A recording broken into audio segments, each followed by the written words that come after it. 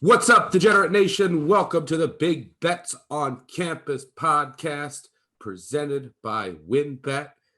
This is your Week 9 recap and Week 10 betting look ahead. I'm stuck in with me, as always, is Colin Wilson. Ready to talk some weekday action, baby.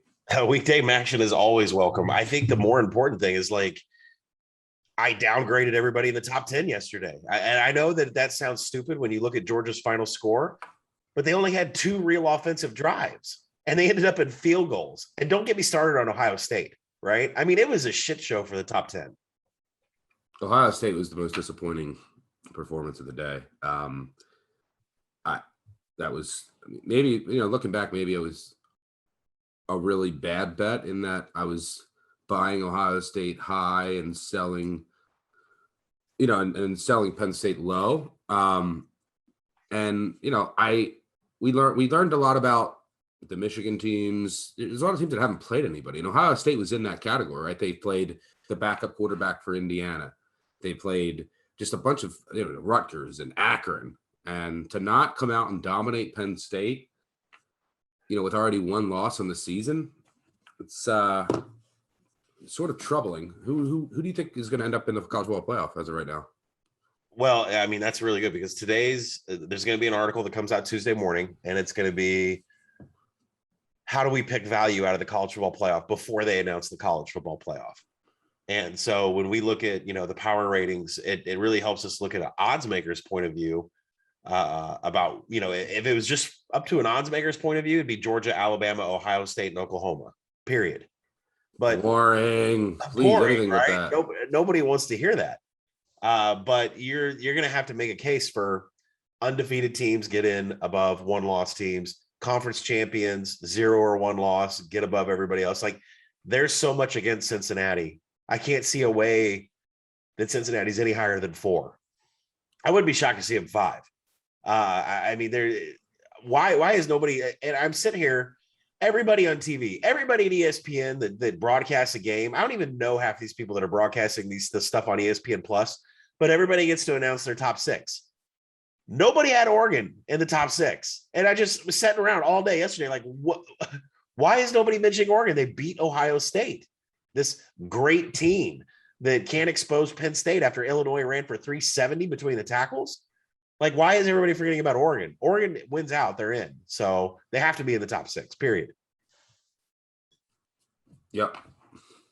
Well, I tend to agree. Yeah, so our producer, Matt Mitchell, sent us a message saying about the voicemails. I always prefer to wait because I think the live reaction is better for the show. Yep. But I couldn't help myself. I haven't heard last night and listen to them. They're funny.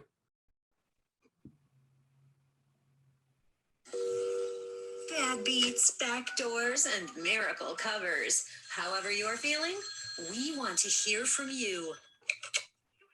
The Big Bets on Campus podcast. The guy is drunk, but there he goes. Leave a message after the bleep.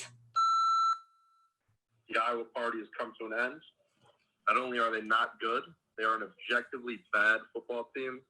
Do they do anything well aside from converting 10-yard drives off fumbles? No. And the saddest part is we won't hear from a single Iowa fan for the rest of the year. So if there are any Iowa fans listening to this, grow a pair of balls, call and admit that your team sucks. You know what, Colin, Stuckey, this is John from Iowa. I'm off the Iowa bandwagon, motherfucker. This is not an Iowa podcast. It's the god poverty. You kidding me? You scared a score of 7 points against Graham Mertz and that god like defense. What? Like, Jesus Christ, man. Like, I swear to God. Dude, we're going to make it to the Steamboat mother bowl. Like, what? Come on. We're going to get the most poverty bowl ever. And we're like, yeah, go Iowa. And then we're still won't cover. Just saying. We won't cover. But you also know, UTEP. That's a covering goddamn machine. If you guys go to UTSA, UTEP, you buy a ticket, announce it on Monday, I'll buy a ticket and come with you guys. I'm just saying right now. Coming with you, and we're going to El Paso. Yeah, so that was pretty funny. Someone saying no Iowa fans are going to call in, and then one calls in right after. But, yeah, Wisconsin, dominant victory. I can't believe we bet a steak dinner I set the total yards for Iowa at 148, and I took the under and ended at 150. They ended at 156 because that garbage last drive. But dominant effort by Wisconsin. The under still got there, fortunately, despite Iowa trying to do everything in its power to make that game go over with 3 fumbles inside their own 10, and it still went under.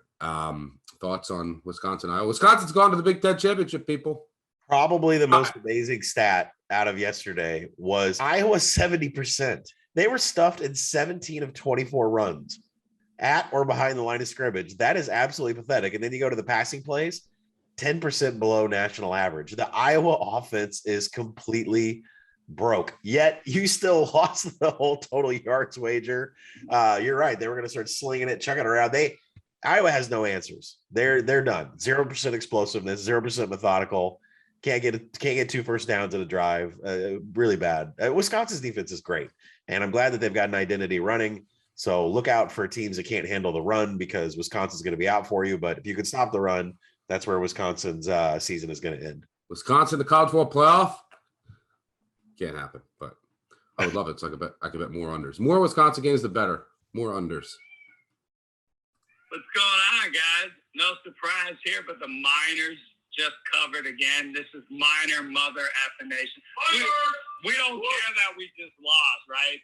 It doesn't matter that we just lost. Guess what? You know why? Because we cover spreads. You know, all these other bets you guys talk about that might be locked. I mean, let's be honest. What happens every week? The Miners cover spreads.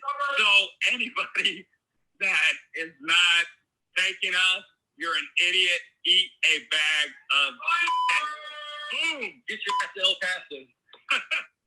Paso. Colin, I'm not gonna lie, guys. I was cursing your name this morning watching you. Yeah, Miner Nation, just an absolute covering machine. Continues their covering ways yesterday. I'm glad to hear from our pizza party guy. Absolutely amazing. Absolutely amazing end to the game. Down by 18 with 3 minutes left at 2:50. They get a touchdown in. Dana Dimmel goes for 2. I was worried about Brett. His best bet was UTEP plus 11. Down by 12, they go for 2. Dimmel gets it. Onside kick. Touchdown. I mean, within 3 minutes, we're going to win the ball game. So they didn't get the win. For everybody out there that's wondering, this is Sunday morning. This is early. Haven't dove into the advanced numbers, but the power ratings are done, and it's going to be UTSA minus 10 going to El Paso. I have to think that maybe there's going to be some UTEP money in the market. It might be single digits, but power rated at 10. Miner Nation, baby. Games under Wisconsin, Iowa look like a terrible bet. Explosive this, explosive that. Michigan State plus 4, but Aaron Rodgers taught us RELAX. Relax. Everything worked out. I feel better. Now I just need Arizona State to stop turning over the ball. It's 5:50. Yeah, that's a Michigan State beats Michigan. Jimmy Harbaugh can't win. Bodog Jim can't win the big game still. Michigan paper tiger. I was so wrong on that game with the under. I mean, but neither of those defenses could stop anyone. We learned a lot about them. They didn't really play anybody all year, and there was just explosive play after explosive play. No one can get a stop. And someone mentioned Arizona State. I am done with them. Done with them. What an embarrassing loss to get rolled by Washington State. I'll do best call, worst call, bet, regret right now. My day overall, I mean, I based yesterday. What did I won some pennies. College football was down a bit, just a waste of a Saturday. My worst calls has to be Arizona State, laying points to them, Ohio State, and the Michigan first half under. Yeah, I mean, hold on, and then my best call, I'm going to go with. I mean, I could say the Wisconsin under, but I'm going to go Cal, Miss State, and of course, Bo Nix season in full effect, never in doubt, baby. And bet regret, I'll say, is probably laying points at Ohio State. It wasn't the best. I didn't even think there was a ton of value in it. I just didn't see Penn State having any shot in that game. And it was an absolutely embarrassing effort by the Buckeyes here. So I think that's my only bet regret. Yeah. How about you? Yeah, I mean, for me, worst call. It's a very interesting day. I went with Michigan State, one of my best bets, wrote it up for a money line parlay. Glad I got home. But I mean, they doubled the national average in explosive drives, and that was the whole handicap, is that they're better at limiting explosive drives and they're better at creating them. And Kenneth Walker and Jalen Naylor and Jaden Reed, they proved that, and that was the difference in the game and allowed them to get back in. So, I'm glad that won, because it's not very often where there's like 80% of the money and the tickets are on a team, and I'm like, yeah, that's the team we should bet. So, I'm glad that got home. But then the 2:30 slate, I lost every single game. So if you want to do worst call, best call, it's going to come in groups for me. I lost every single 2:30 game. Duke, Hawaii, the Georgia over, where I swear to God, I think they achieved available yards up and down the field. They couldn't get any points on the board unless there was 2 minutes left in a quarter. Taking the Florida side, couldn't get any points on the board. They had no answers past the 40-yard line whatsoever. Then you switch over to best call. I think I won every single game last night. Houston, Utah, Auburn, Fresno. I mean, I was on fire last night. I don't know what it is with these certain sections of the day where I can't get a win, and then certain sections of the day I'm on fire. Bet regret by far is Ohio State. It's a game I had power rated 11. I ignored that. I focused far too much on Penn State losing PJ Mustapher as a defensive tackle, and the fact that Illinois was able to run for 370. I focused way too much on Clifford being hurt against Illinois in that 9 overtimes. And I didn't really sit back and take a look and say, is this Ohio State defense for real? I said they haven't proved anything to us yet. So, worst, I would say worst. Let's throw Ohio State back up into the worst call. Let's throw Arizona State up in the worst call too. Arizona State had 2 turnovers to start the game. Live line of 8. And I'm like, well, let's dip in and get a half unit. 2 more turnovers. The live line is a money line. Let's take another half unit in it. Never showed up. 5 turnovers on the day. Never showed up. So for bet regret, I'll go with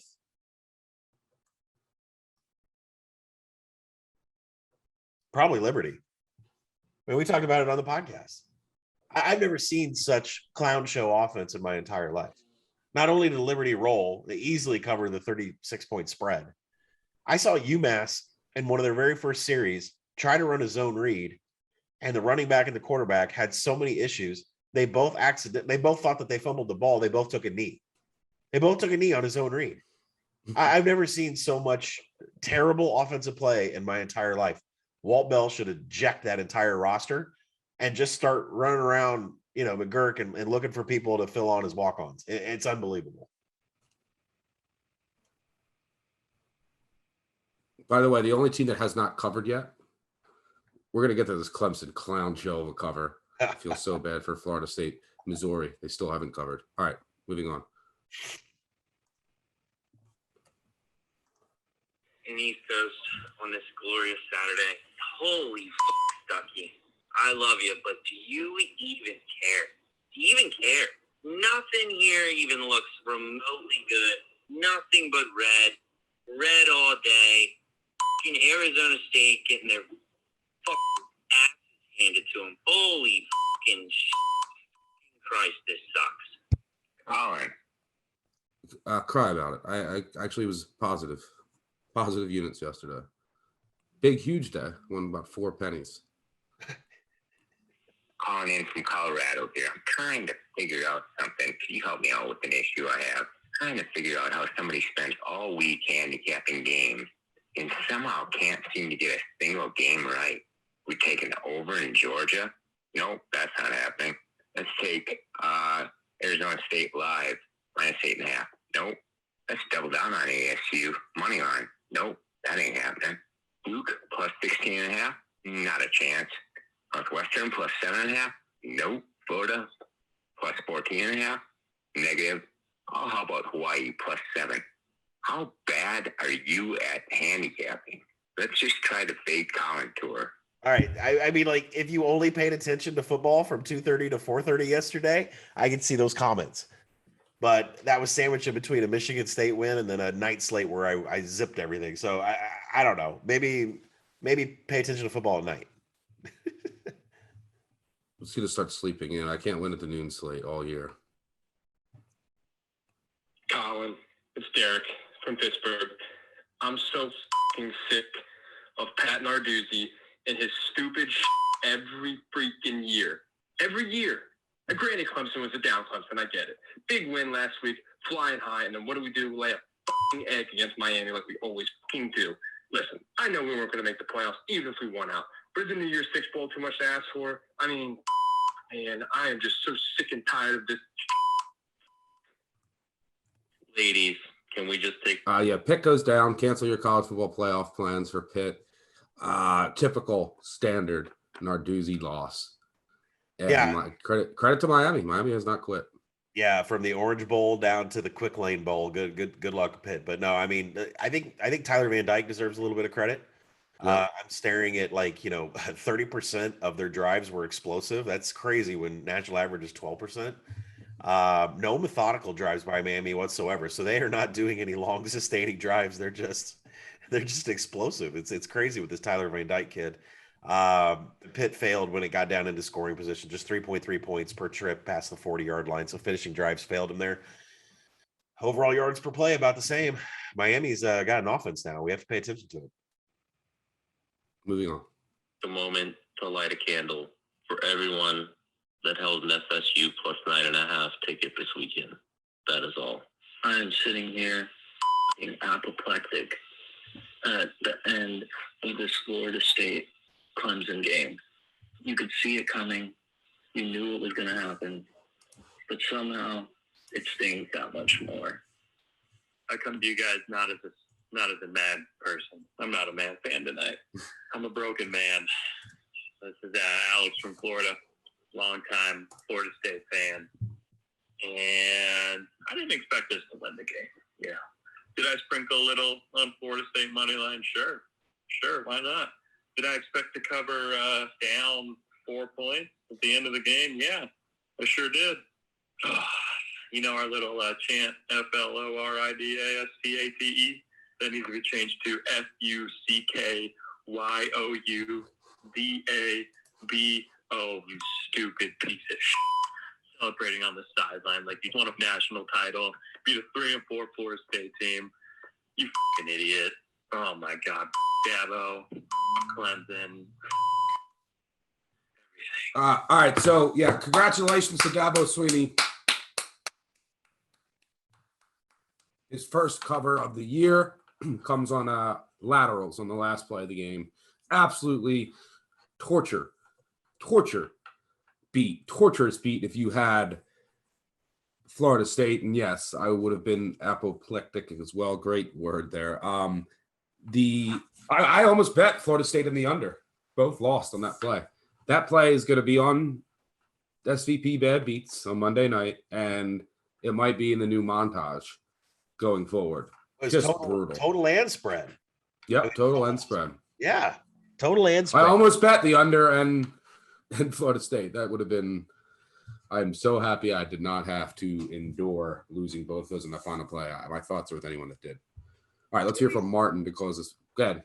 Can we stick like a college football rule in and knock this shit off?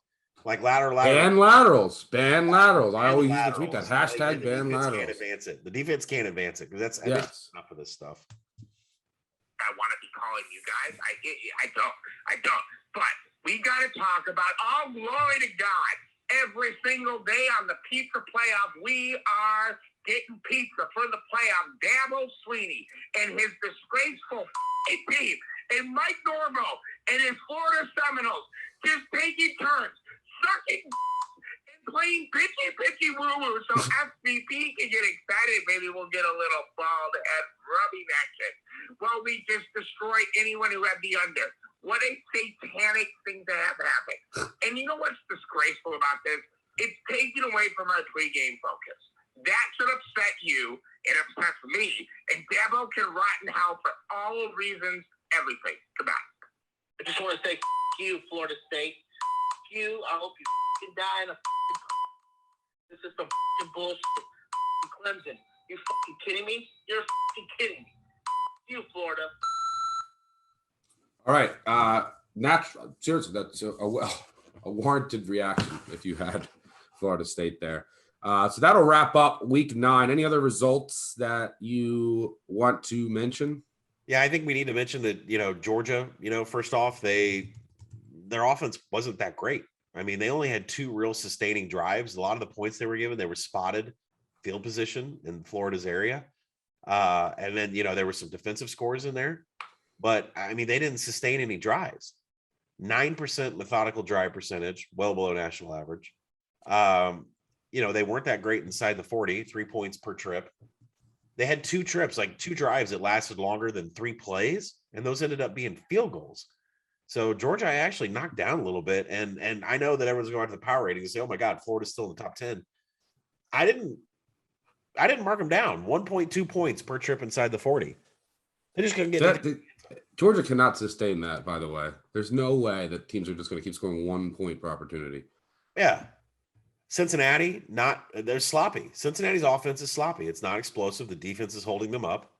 They're all the way down to 11th on our Action Network power ratings. I mean, I would make them double-digit dog to a lot of the teams that are going to be mentioned in the playoff. So I think it's worth saying that a lot of these teams that are in the top 10 are not really looking national championship-ish. That includes Georgia and Oklahoma, who can give up 21 points to anybody in the country. So I think that's definitely worth review. All right. By the way, quick programming announcement. If you guys are familiar with our college football podcast coverage here at the Action Network, you know that after bowl season, we typically transition from college football to college basketball here every January. We'll do that again on the Big Bets on Campus podcast presented by WynnBet. But this season, we're getting a head start because starting next week, our friends at Three Man Weave, Kai McHugh, Jim Root, and Matt Cox will be hosting a college basketball betting episode every Wednesday morning here on the Big Bets on Campus podcast. These guys are longtime friends of the show. They know college hoops really well. So we're very excited. They'll be leading our Big Bets on Campus college basketball coverage here until we start transitioning over to basketball in December. We'll still have all of our weekly college football episodes, but now we'll give you guys an extra college hoops episode as a bonus. So be on the lookout for those episodes every Wednesday morning starting next week. Also, remember to check out that Group of 5 episode that comes out each week. Those guys are crushing it. And this is the benefit of having our own podcast channel. Thanks to you guys and all of your support. To appreciate that. Also, quick reminder to our listeners, Big Bets on Campus podcast presented by WynnBet Sportsbook, and they've got a brand new sign-up offer for you guys. Bet $1 on any team and win $100 if that team simply scores a touchdown. That's right. All you have to do is open a new WynnBet account, deposit $20 or more, and bet $1 on any team within your first 10 days. If that team scores a touchdown, you win $100. Doesn't matter if you bet Alabama or Ohio State or even San Diego State. As long as they score one touchdown, that $100. As long as they score one touchdown, that $100 is yours. So if you haven't signed up at WynnBet Sportsbook yet, take advantage of this offer today by clicking on the Action Network link in the episode description. Must be 21 or older to gamble. Know when to stop before you start. Gambling problem? Call 1-800-GAMBLER. All right, let's get back to the show. By the way, Colin, we both had Fresno, which was nice to close out the night. San Diego State over, baby. Last minute touchdown to get there. I told you, no worries. No worries whatsoever when you get a passing offense like Fresno to extend the field, stretch the field a little bit, open up those running lanes for Ronnie Rivers. And Jordan Mims is an animal.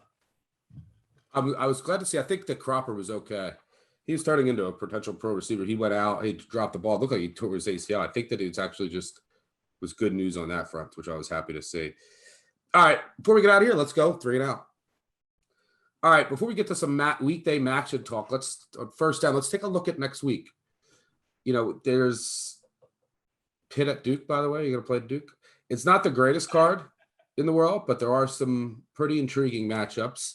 Ohio State goes to Nebraska, who's in free fall mode. Can Nebraska get up for 1 week and end Ohio State's college football playoff dreams? LSU travels to Alabama. It's not the prettiest card you'll ever see, but there's winners to be found. Anything that Oregon looks like they're going to be a 1.5 point favorite at Washington. I can't wait to lose money on Washington there. Navy travels to Notre Dame. Gonna get Navy as a big dog again. My favorite bet of the year. You're gonna be on Notre Dame or fade Navy again. Those are two teams that you hate. So I've got a fresh set of power ratings here. So I mean, Oregon I think should be favored by 7 going over to Washington. So that'll be a pretty big number. You mentioned Duke and Pitt.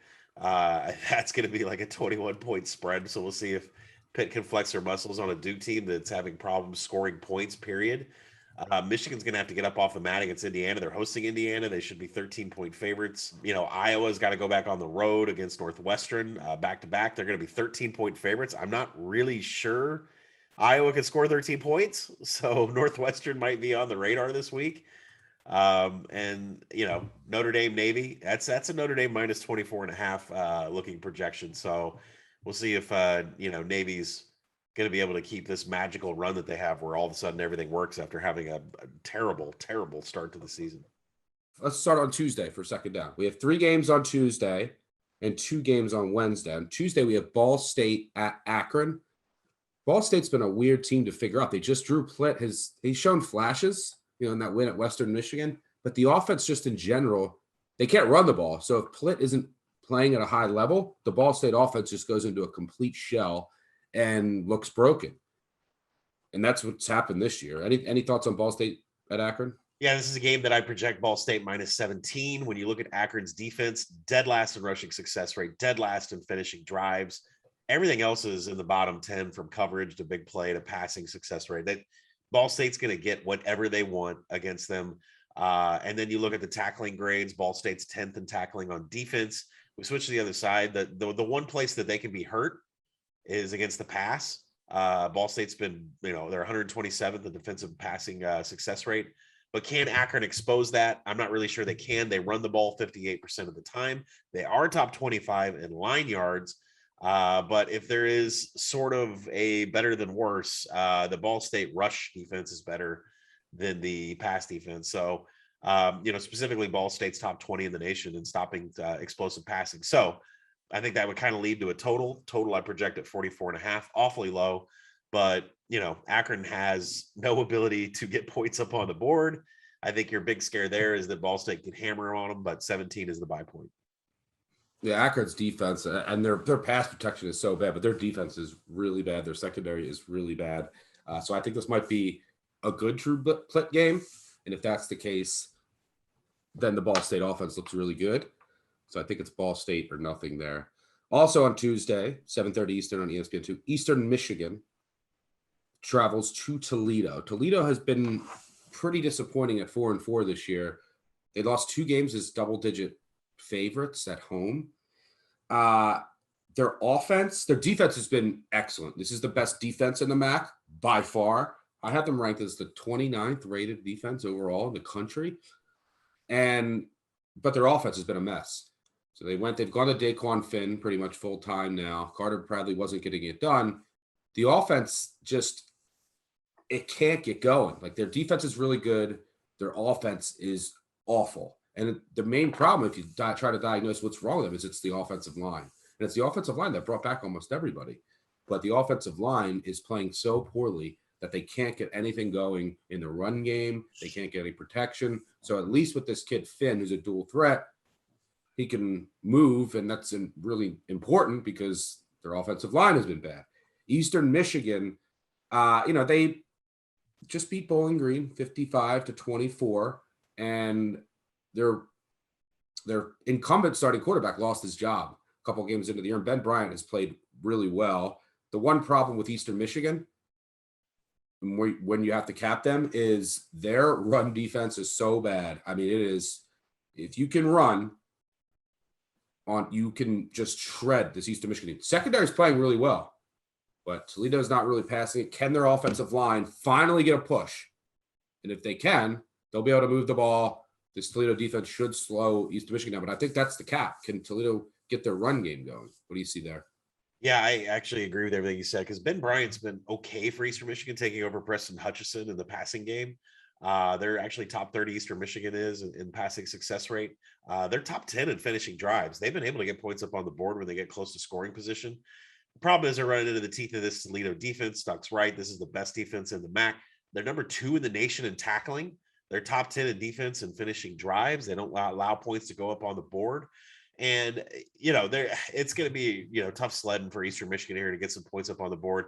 And then we flip over, and you're right about the offensive line of Toledo. They're 120th in pass blocking. That is a terrible stat against Eastern Michigan. Eastern Michigan is 16th in the nation in rushing the passer. That's the only thing that they do well on defense. Everything else is dumpster fire, almost dead last against the rush, 118th in defensive havoc.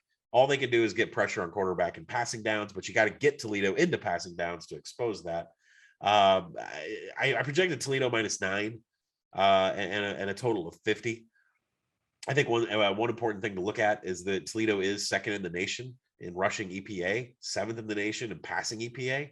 This is an explosive offense, even though they have no success rate. They can't move the chains, but they can explode on offense, and that's bad news for Eastern Michigan. So I don't know. I don't know if I'm going to take Toledo -9.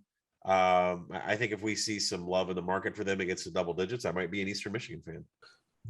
Ohio's been disappointing this year. They were really bad early in the season, which was to be expected. Their longtime coach, Frank Solich, left unexpectedly in July, and they were kind of left without a coach, and they struggled. Now, they still only have won one game on the season, but if you take a look over the past 3 weeks, they've been very competitive.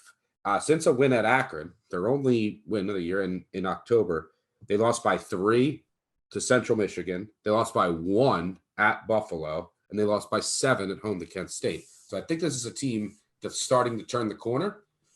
In October, they were struggling, trying to find their identity early on in the season, but it looks like that they're starting to figure some things out. So there might be some value on the Bobs going forward.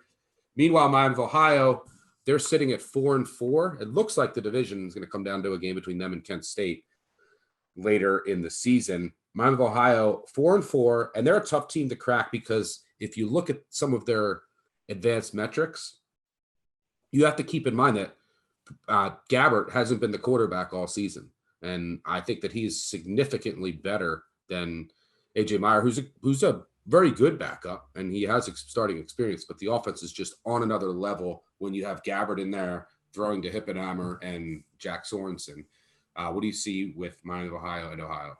This one feels like an over to me. So Miami of Ohio is supposed to be -4 on the road against Ohio. And remember, we're recording this on Sunday morning before lines come out, but power rated Miami of Ohio -4. But there is a lot of advantages for both offenses to get points up on the board. Ohio, a very heavy rush base with Baby Rourke, Curtis Rourke, and Armani Rogers. He likes to take off when he's under center. The UNLV transfer will run the ball. Ohio is 15th in line yards on offense. That's bad for Miami of Ohio. They're 87th in line yards. More importantly, on defense, they're 118th in finishing drives. But the biggest key stat for Ohio in this game is that they're 18th in rush explosiveness. Miami of Ohio, 118th in defending rush explosiveness. So you go to the other side with Gabbert coming in, it's sort of a mixed bag with their stats because, it's a team that's changed since the beginning of the season. But, offensively, one of the best things they do is havoc allowed their top 20. And Ohio generates no havoc on defense whatsoever, bottom 5 in the nation. So you're not going to see a lot of turnovers out of Miami, Ohio, which, means that they should be able to do whatever they want. But both teams have advantages against the defenses when it gets into scoring position. I think I'm going to be looking at the over in this game. I think there's just going to be explosive plays on both sides of the ball. All right, let's move on to third down. We have 2 games on Wednesday. Wednesday action continues on. I think college football, there's like a football game on every day. I think the only exception is the day before Thanksgiving. But on Wednesday, we have Northern Illinois, 6-2, perfect in the MAC, traveling to Kent State. This Northern Illinois team, look, I have to give them credit. Kamek, it looks like he has this team headed in the right direction, extremely young roster. They fight every week. Their offense, particularly their rushing offense, has been much better than I anticipated. Their special teams have been good. They're doing a lot of the little things.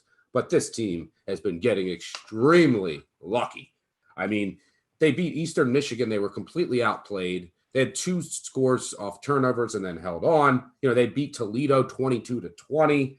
They beat Bowling Green by 1 possession. They beat Central Michigan by 1 because Central Michigan can't get off a field goal. They were down. Northern Illinois was down 18 in that game in the second half. They beat Georgia Tech by 1. I mean, it's crazy. Some of the close wins and comebacks this Northern Illinois team has had. No matter who's been in the backfield, whether it's Whaley or the other kid, they've been able to run the ball really well. That should play against a Kent State team that is very small up front. Defensive line is not good. Run defense is not good. However, on the other side of the ball, look, despite being undefeated and in first place in the driver's seat in the division, Northern Illinois, I had them still power rated, I think, 108th in the country. This is still a very bad team, and particularly on defense. They have no redeeming qualities on defense. Crum and this rushing attack should eat. I know Northern Illinois is going to move the ball as well. I might look at the over here, but I think that it's time to sell this Northern Illinois team, and I think Kent State rolls here. Oh, Northern Illinois 4-0 in the division with a bunch of wins by just a couple points. I mean, it's crazy. Yeah, I mean, and look at their out-of-conference games. They got a little bit lucky from a turnover perspective getting those wins. So, and you know what? People are going to freak because they're going to be like, Northern Illinois is 4-0 in the conference, and I project Kent State to be -7. And I think I'm a couple points higher than some other trusted power rating systems. I think they're going to come in around Kent State -4. This is a total I make it 64. I think this is a total when it comes out here in a couple hours. I just play the over and let it go because I think it's going to get hammered. When you look at this, Kent State likes to run the ball 62% of the time. They're 7th in the nation in rushing success rate. Northern Illinois, bottom 5 in the country in defending the rush. So definitely points are going to come up on the board for Kent State. You look at Northern Illinois, 68% of the time they run the ball, 31st in the nation in rushing success rate. So yeah, there's going to be a lot of ground in this game. But Kent State is going to dictate tempo. They're 2nd in the nation in tempo. They're going to try to go as fast as possible. We're talking faster than Ole Miss. So a lot of ground base, a lot of advantages for each offense over the defense when it comes to scoring position. Yeah, I think the over is the only way to play here, but Kent State's the way I would look. Northern Illinois has been very lucky all season. Yep, I will be on Kent State. I'll have a write-up of that game as well. Then finally, we have Central Michigan at Western Michigan. 7 Eastern, ESPNU on Wednesday night. It's going to be hard not to play it over here. Who's getting stops in this game? The Western Michigan offense. Toledo, the best defense. And by the way, I don't have any team above average from a power ratings perspective in the MAC. Usually you have one. But if you could combine the Toledo defense with the Western Michigan offense, man, that team would be so good. Western Michigan with Elby at quarterback, explosive weapons on the outside, great rushing attack. Their offense is awesome. This is the best offense in the MAC. But their defense can't stop a nosebleed. Central Michigan been a weird team, but they can put up points in bunches. They can stop the run. They can get after the quarterback. Their secondary has been dreadful, and that's not good news against Western Michigan. Who's getting stops in this one? That's a good question. Western Michigan project -7.5 on the open here. Total just 61. I'm a little bit shocked by that because Central Michigan is 15th in tempo. And when you look at some of Western Michigan's defensive stats, it's like, I don't know how they're going to stop Central Michigan from scoring. 116th in tackling. Western Michigan's also 107th in coverage. So Central Michigan, who also is top 20 in the nation in pass explosiveness, they're going to score at will against Western Michigan. I think Western Michigan prefers that because, they have an offense that can get on the board anytime. Central Michigan also struggles in coverage. They're 90th in defensive finishing drives. Again, another MAC game where the offenses hold the advantage over the defenses in scoring position. But another thing that people should pay attention to, Western Michigan is dead last in the nation in special teams. Central Michigan is going to be special teams. Awful special teams. Central Michigan is going to be spotted an average starting fielding position of like the 40. So it's going to be hard for me to back Western Michigan here, considering there's a lot of advantage at Central Michigan. But the over is not a question. I can play that all day. All right, there you have it. That's your weekday Maction preview. We will have tons of content on the Action Network app and actionnetwork.com previewing all of those games. So make sure you check those out. All right, thanks everyone for listening. Thanks for calling into the voicemail. Thank you, Colin, as always, for joining me. It's time for us to go find some winners for next week. November is here. Let's close out the year strong. Appreciate all of you listening. Appreciate your support. Make sure you subscribe, unsubscribe, subscribe, tell a friend, tell an enemy, leave a review.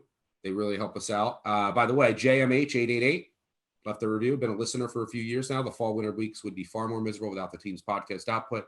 across the deep dive segments and voicemails. The team does a tremendous job. Keep up the outstanding work. Thank you. And yeah, I'd like to shout out to the production team and our producer. So let's send him some gear. Reach out to me or our producer, old boy, Uncle Mitch. We'll send you some gear. So leave a review, 5-star review, and we'll send you out some stuff. But thanks for listening. It's time for us to go get to work. We will catch y'all later in the week. Cheers. Peace out.